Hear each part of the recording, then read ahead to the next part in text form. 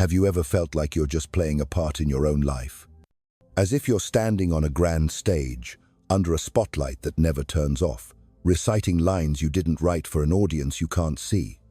If this feeling resonates deep within your soul, know that you are not alone. This is a sign that your spirit is stirring, yearning for something real in a world that demands performance. So many of us are trapped in this silent play, exhausted by the constant pressure to be perfect. If this message finds you, if it speaks to a truth you've been afraid to whisper even to yourself, let us know in the comments.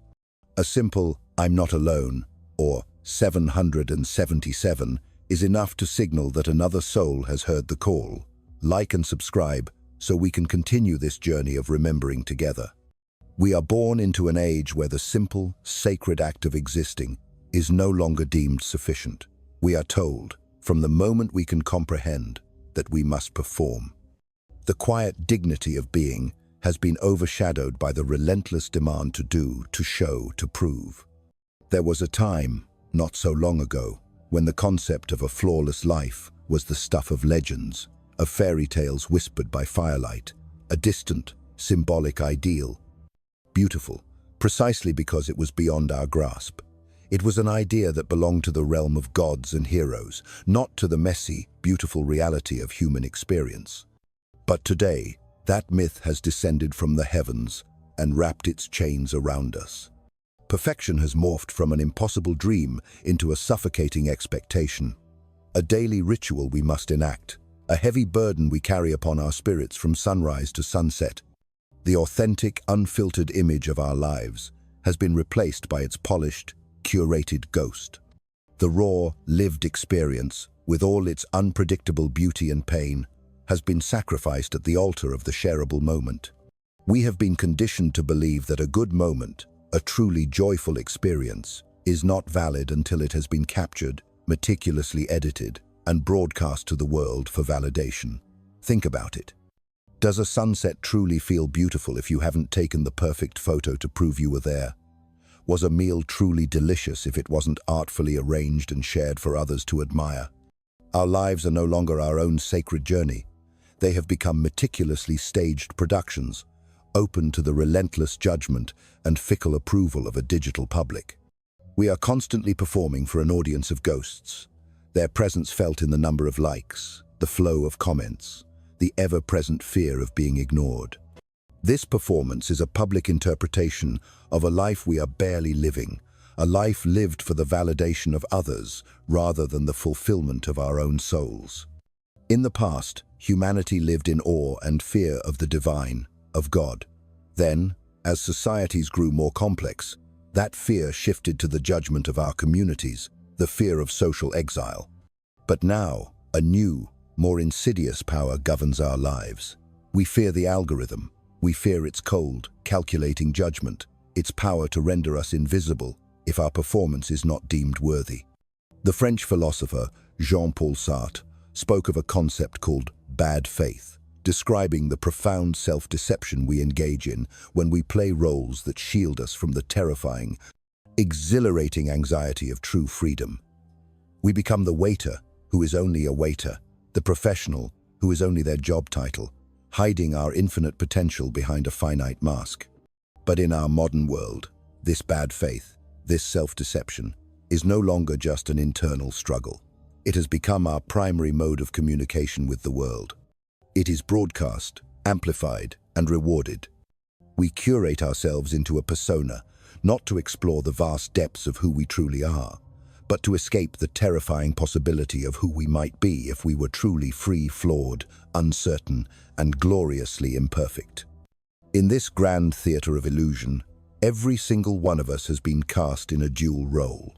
We are both the actor on the stage and the spectator in the crowd, endlessly switching between performing and judging, all in a desperate pursuit of a fleeting, hollow applause. This new ideology of perfection is not a loud, overt tyrant. It doesn't scream its commands. No, its power lies in its subtlety, its seductive and cruel whispers. It speaks in the silent scroll of an endless feed, in the form of constant, unspoken comparisons. It lives in the tense silence between likes, in the anxious pause before we hit post, wondering if our performance will be well received. The perfect life is no longer just something we might desire. It has become something we believe we must fabricate, a digital armor we must wear to stay relevant, to feel seen, to simply exist in this hyper-visible world. Even failure, which was once understood as a profound mark of human depth and a catalyst for growth, has been co-opted by this performative system. It is now aestheticized, repackaged, and rebranded as a learning experience or a vulnerability post, another piece of content designed for engagement. But what of real failure? The kind that shatters your ego, the kind that humbles you to your very core and cracks you open to the light of true wisdom? That kind of raw, unglamorous failure has no place in this sanitized system. It is hidden, buried, replaced with staged vulnerability and an orchestrated authenticity that rings hollow.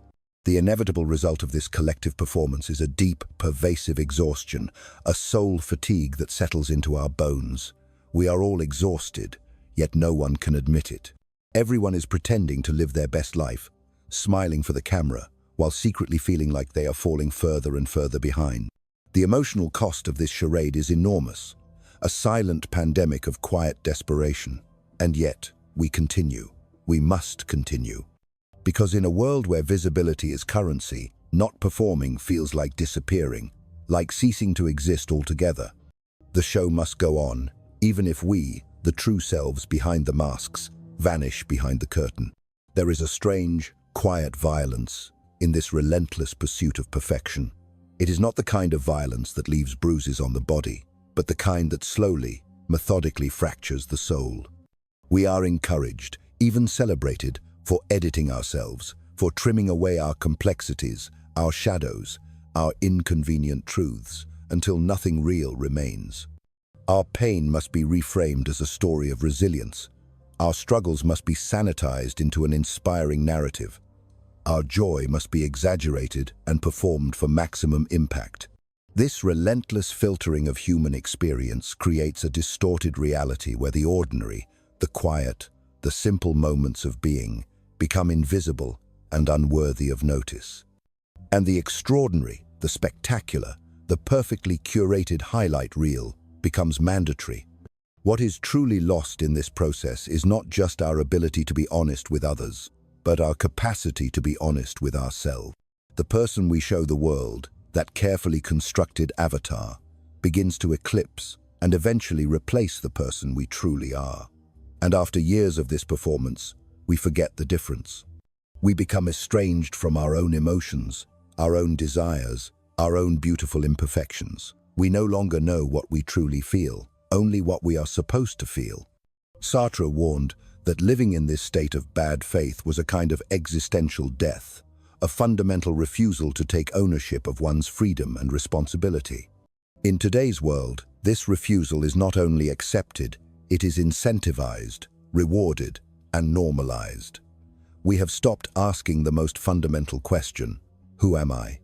Instead, we are obsessed with a far more superficial one, how do I look?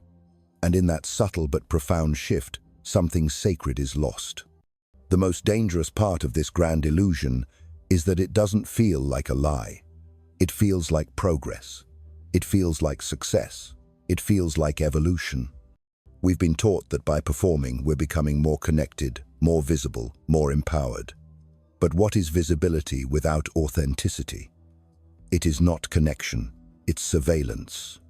What is empowerment without truth? It is not liberation, it's performance anxiety. The ideology of perfection turns life itself into a brand, the self into a marketable product, and the entire spectrum of human experience into content to be consumed. We begin to market our joy, monetize our suffering, and measure our worth through the cold, impersonal calculus of engagement metrics. And the terrifying irony is that the more perfectly we present ourselves, the more alienated we become from each other, and, most tragically, from ourselves. The illusion grows stronger as the true self grows weaker. It is no longer enough to just be. We feel a constant, nagging pressure to prove our being to others. And in the frantic effort to do so, we forget how to simply exist. We become strangers in our own lives, haunted by the personas we've created, trapped in a digital hall of mirrors that reflects only what we think the world wants to see. In a world so obsessed with appearances, the philosopher Erich Fromm's distinction between the being mode and the having mode of existence becomes more urgent than ever. We have crossed a threshold where value no longer lies in what we are, but in what we have, or more precisely, in what we can display. This isn't just about material possessions in the traditional sense. It's about possessing curated fragments of identity, a well-traveled passport stamped with exotic locations, a chiseled body sculpted in the gym, a thriving relationship showcased through smiling selfies, a high-performing career documented through endless updates. These are no longer just facets of a life. They've become the currency of worth. The modern self is not shaped from within, from a place of deep introspection and authentic feeling. It is assembled from the outside in, like a storefront window display, designed to be browsed and approved by passers-by. Fromm feared the rise of this mode of existence, a world where one's essence is measured by visibility, and where invisibility feels like insignificance. To be is no longer enough. We must have beauty, have success, have relevance, or risk vanishing in a culture that only sees what shines. And what's most tragic is that this shift doesn't bring us closer to ourselves or to happiness. It pulls us further and further away. Under this logic, our sense of self begins to hollow out. We become silhouettes, animated not by an inner fire, but by the desperate need for external validation.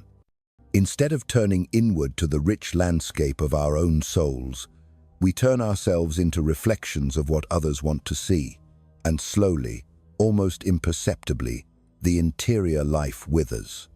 The joy of solitude is replaced by the panic of disconnection. The richness of introspection is drowned out by the constant need to update, respond, and remain visible. This is not connection, it's exposure. It's not self-expression, it's self-commodification. Fromm believed that the human being, at their core, longs for meaning through presence, love, and authenticity. But those sacred things cannot survive in an environment that rewards constant display and punishes stillness. When silence is mistaken for irrelevance and depth is too slow for the feed, the soul becomes a liability.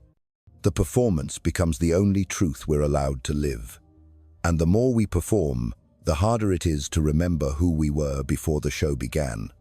The tragedy of the performative self is that it can never truly rest. It is always on, always calculating, always seeking the next moment of affirmation. But this pursuit has no end, because it is built on a fundamental lie, that we are only as valuable as what we appear to be. In this economy of identity, failure is a scandal, imperfection is a weakness, and uncertainty is taboo. Yet, it is in these very human states, the ones we now exile from our curated lives, that we find depth, growth, and real connection.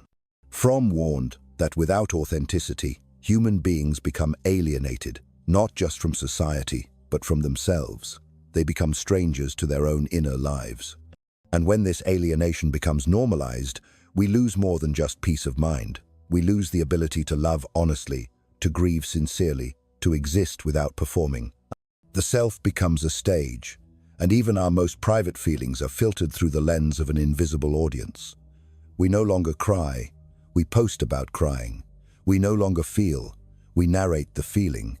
What emerges from this is a deep existential fatigue, a weariness that has no clear source, no visible wound, but weighs heavily on the spirit.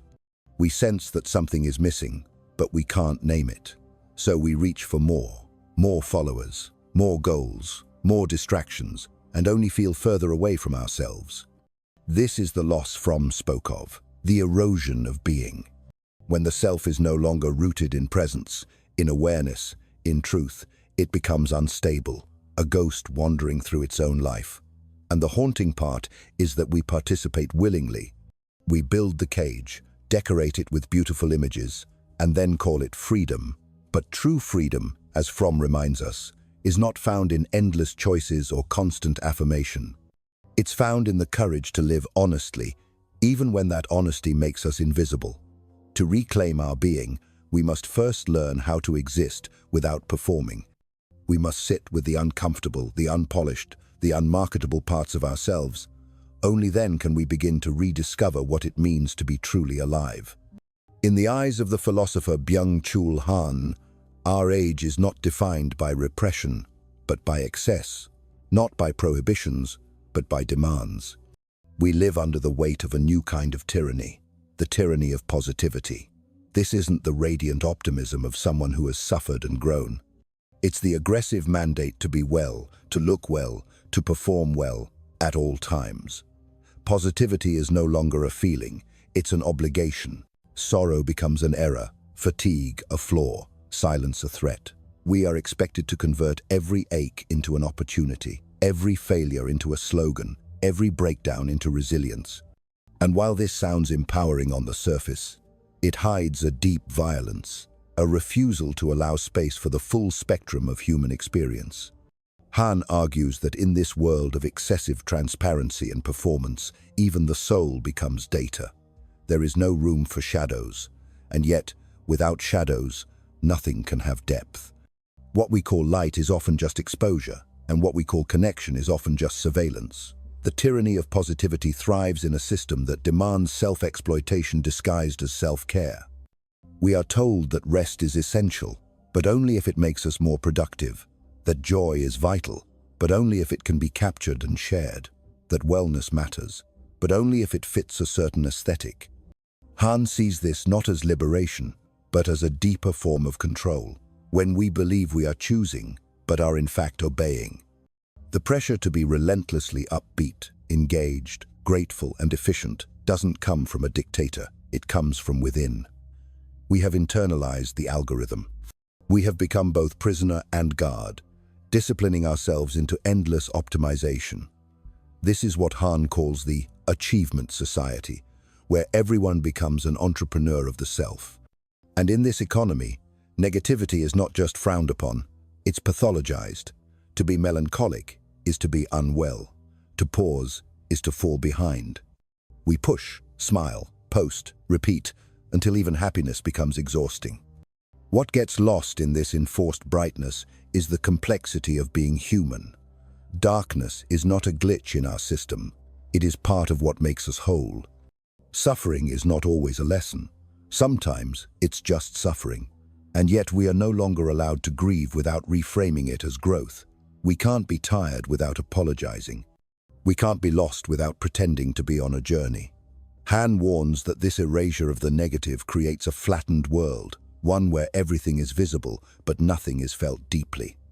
The soul is stretched thin across 1,000 updates, stripped of its quiet, its solitude, its pain.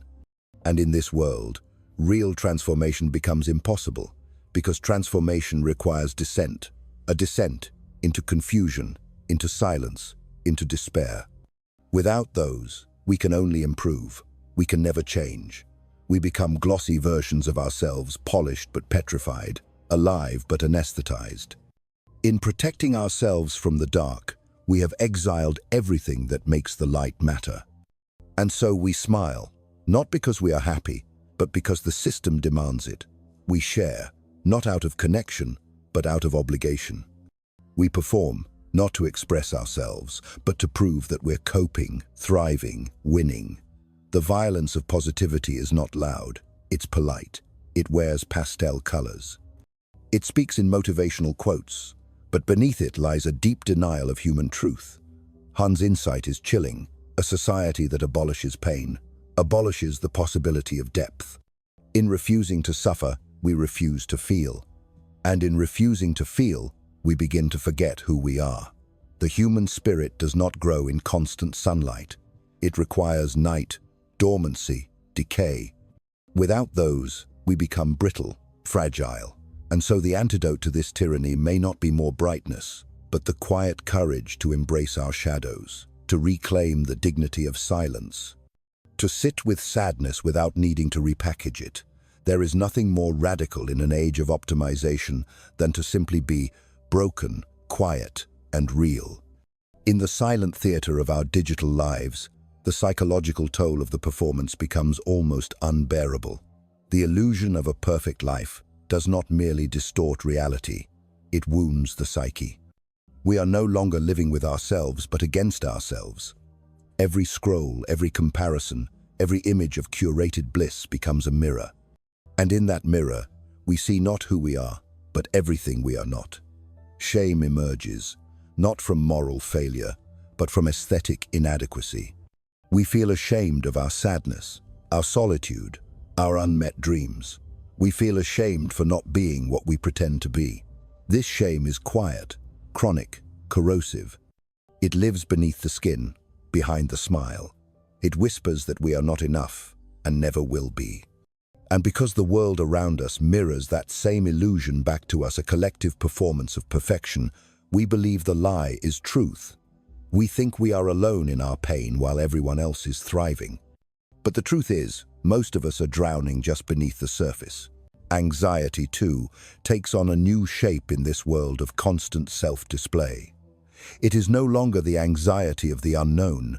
It is the anxiety of not being seen, or worse, being seen for who we truly are. We live in terror of exposure and invisibility at the same time.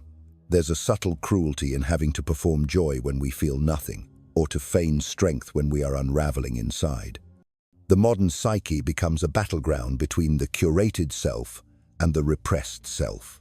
We are afraid to stop performing because we fear what might surface in the silence.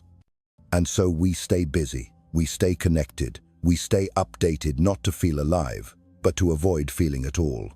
The anxiety of performance is not fleeting. It's embedded in our routines, our gestures, even our identities. It distorts our relationships, turning intimacy into spectacle, vulnerability into performance art, love into a brand. We are not anxious because we're weak. We're anxious because we're pretending to be strong all the time. Over time, this dissonance creates a void. Not an emptiness that inspires reflection, but a hollowness that eats away at meaning itself. The more we curate, the less we connect. The more we present ourselves, the less we recognize ourselves. The void grows silently, not because we lack experiences, but because those experiences are never truly lived, only documented.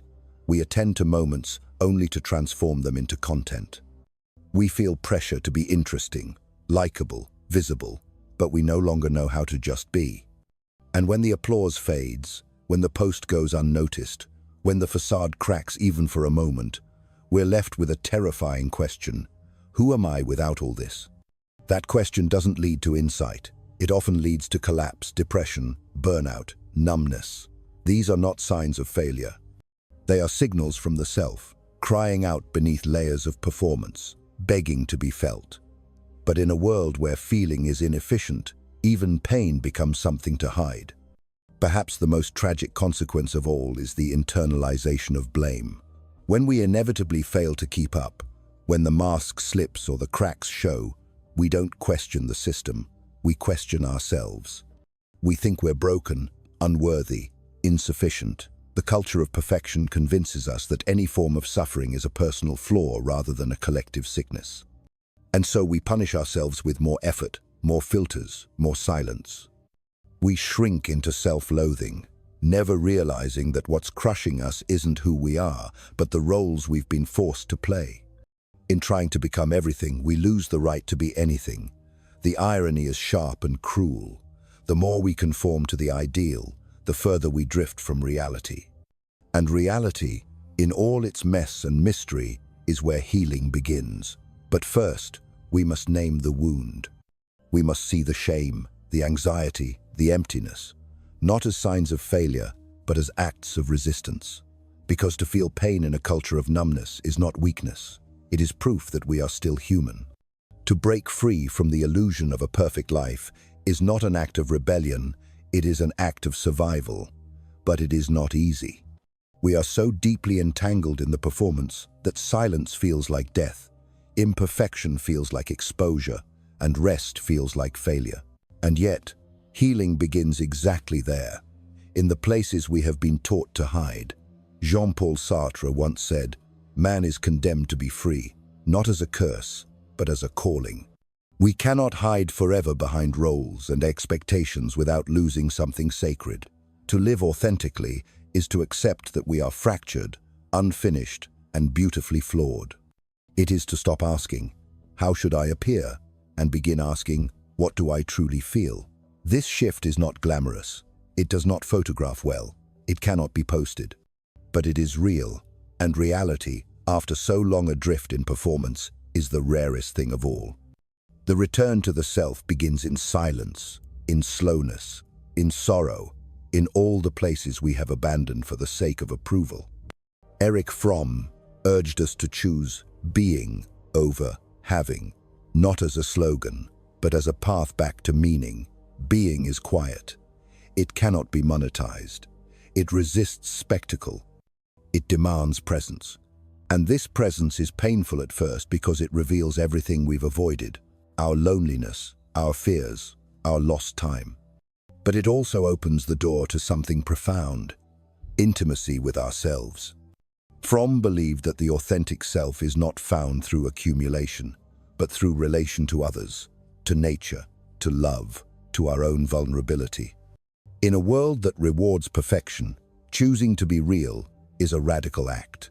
And that realness doesn't mean constant happiness or unwavering confidence. It means owning our contradictions. It means laughing while broken, crying while hopeful, doubting while still choosing to move forward. It means giving ourselves permission to be human again. To live not as a brand, but as a being, soft, raw, whole in our brokenness. Byung-Chul Han's critique of the transparency society points toward the urgency of reclaiming our interiority. Not everything needs to be seen to be valid. Not every emotion must be explained. There is power in what is hidden, sacred in what is silent. To escape the illusion is not to disappear from the world. It is to re-enter it with depth, with boundaries, with a sense that not everything we are needs to be consumed. The self is not content. It is not a performance. It is not a product. It is a mystery to be lived, not a role to be perfected. Han warns that the constant demand for positivity erases our humanity. But he also points, indirectly, to a way out, to embrace stillness, to recover solitude, to learn again how to be with ourselves, without witnesses. In that quiet, we begin to remember who we were before the performance, or perhaps discover who we've always been beneath it. And so, the path forward is not linear, not clean, not impressive. It is messy, it is honest, it is slow. To embrace the broken self is to step into a life that is not about appearing perfect, but about being whole, even in fragments. There is no freedom in the illusion. There is only exhaustion. True freedom begins the moment we stop editing ourselves for others. The moment we allow ourselves to fail without shame, to rest without guilt, to speak without rehearsing. The moment we understand that being real will cost us popularity, control, maybe even admiration, but it will give us something deeper: peace, depth, meaning. We do not need to be perfect to be worthy. We do not need to be visible to be real. What we need is courage. The courage to be human in a world that wants machines. The courage to feel in a culture that prefers numbness. The courage to live not for applause, but for truth.